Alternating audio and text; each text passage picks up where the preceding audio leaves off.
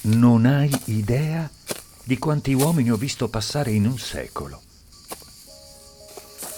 Pastori e contadini, cacciatori e boscaioli, poeti e innamorati, preti e dormiglioni. Mi hanno sempre trattato con rispetto, per la legna, per le olive e per il mio succo.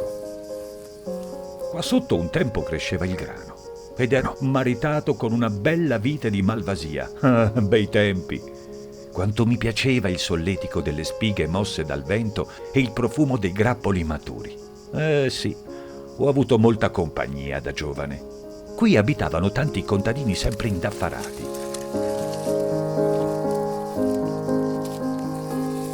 Oggi io e i miei fratelli siamo rimasti soli. E capita solo qualche visita frettolosa. E dopo mi ritrovo senza rami e pieno di ferite, che è una gran fatica a far rimarginare.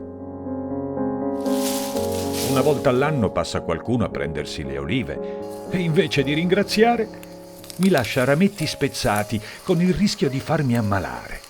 Vanno tutti sempre di corsa perché i soldi non sono mai abbastanza. Ma lo sai quanto ti fa bene l'olio extravergine di oliva? Non puoi paragonare l'olio buono di questa terra a quello che compri a 2 lire.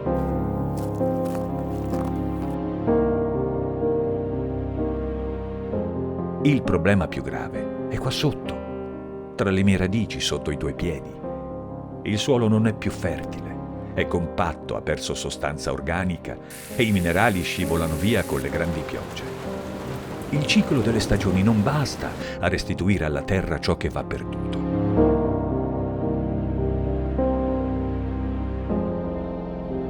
Ho fatto un sogno. Era tutto diverso. Ho rivisto le greggi al pascolo e giovani contadini al lavoro. E c'era chi si occupava dell'humus e la terra non bruciava più sotto al sole. Tra le mie radici prosperavano lombrichi, insetti, funghi, batteri e alghe.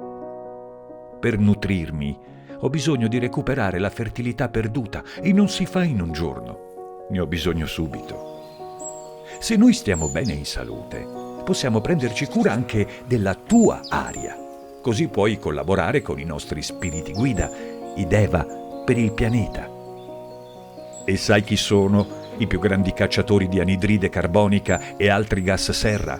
Siamo proprio noi alberi, col nostro legno e le nostre foglie. In tutto ciò che è vivo, o lo è stato, c'è carbonio. Quindi, più alberi e materia organica ci sono nella terra, meno inquinamento c'è nell'aria. Posso fare molto anche per l'acqua. La conservo come una cisterna naturale. E insieme all'humus posso evitare tanti disastri. Sono utile sia in caso di siccità che quando piove troppo. E mi pare che ultimamente ce ne sia bisogno. Sai, ho sognato che mi abbracciavi.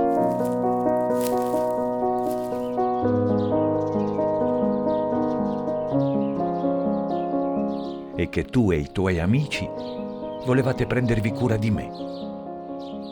Di noi, grandi fratelli. A volte i sogni si avverano.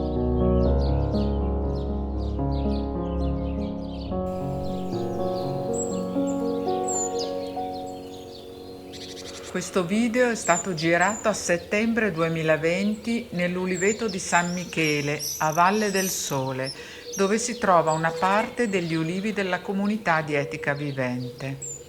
Da molti anni ci sono stati affidati oltre 800 olivi di diverse età e varietà autoctone.